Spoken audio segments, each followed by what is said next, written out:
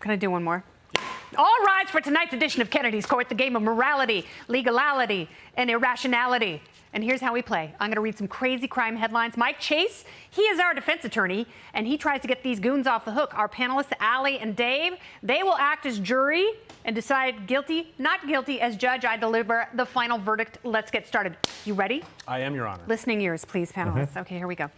Man sues wife one day after their wedding after seeing her without makeup for first time. A man in Algeria sued his wife for $20,000 for inflicting psychological suffering, saying he was deceived by heavy makeup and frightened when he saw her true face. He told the court she looked very beautiful and attractive before marriage, but when he woke up in the morning, he didn't recognize her and thought she was a thief that had broken into his home.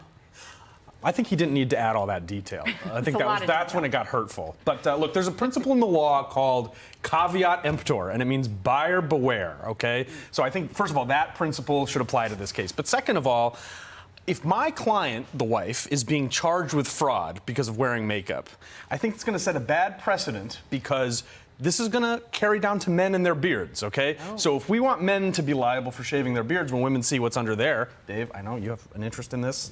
I don't think we want that happening. So I say not guilty. He probably should have also known that she was out of his league. So not guilty. That's what Allie, guilty or not guilty? Wow. Well, first of all, I think the makeup company, for whatever makeup she used, should hire her. If they can make her look that different with makeup, that's pretty impressive. I don't know. It's like a scratch ticket. You don't know what you're going to get when you get home once you take the makeup off. I think that it's she's not guilty. I really just love the Matthew McConaughey "A Time to Kill" defense directed right to me. The picture she was white.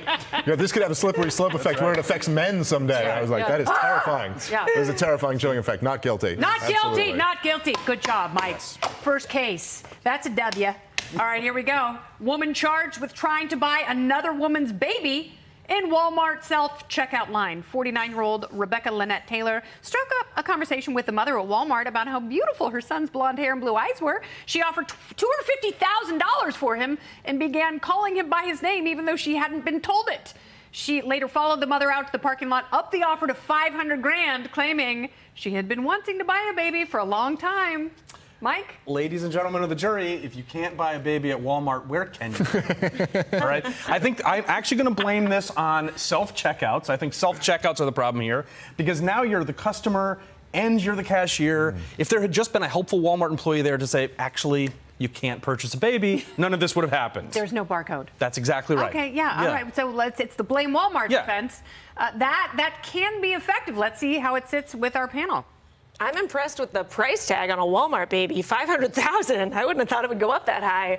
Nordstrom baby is like $2 million. So. That's right. That is true. Yeah, that's the thing. And also, I think once you're saying buy a baby as opposed to adopt a baby, there's already a problem. But you got to do what you got to do. It's hard to adopt these days. You got to get around those. Yeah, you got to get around those rules. Not guilty. Yeah. Not guilty. Yeah. Yeah, I guess the real culprit here are the minimum wage laws, because there probably would have been a worker there if it wasn't for them. Look, I'm just saying, look, Kennedy, I'm a real libertarian here, okay? She didn't take the baby. She made an offer in the marketplace. She offered to purchase the baby. In her defense, cute baby.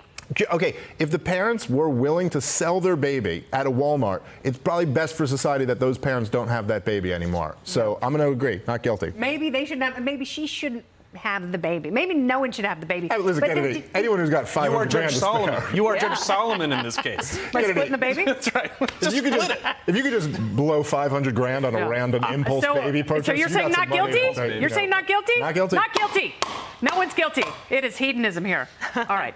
Woman found naked from the waist down tells police snakes ate her pants. 35-year-old Gloria Harpel was found naked and rambling in the middle of the road. Who among us? She told the police that she had put her pants on in a storm drain and they had been eaten by snakes. She was arrested for indecent exposure, disorderly conduct, and public drunkenness. Well, you know what you didn't hear in that report by the prosecutors is that they recovered the pants. So I say, if the snakes didn't eat the pants, show me the pants. Okay? I think this is a more government conspiracy. They're trying to deny the existence of pant-eating snakes. Yeah. And I think she's not guilty. Plus the drunkenness, like, what would you do after snakes ate your pants? I'd have White Claw with whiskey inside. Right. Like, that's where I'd be going. Not guilty. Wow, she was Winnie the Poohing it. shirt on, pants off. That's an impressive move for a woman, especially. Shirt cocker. Yeah, that's There she is. I don't know. The fact if they did find the pants, I would have to say guilty, actually, because the snakes didn't actually eat them. So if the pants exist, guilty. If the pants don't fit, do you acquit? Yeah, I'm going to say, this woman didn't do anything to anyone. I mean, I'm not saying it should be. It's not great to be drunk with no pants on, but I'm going to go not Depends guilty. where you are, Did I say that on prom night? I didn't.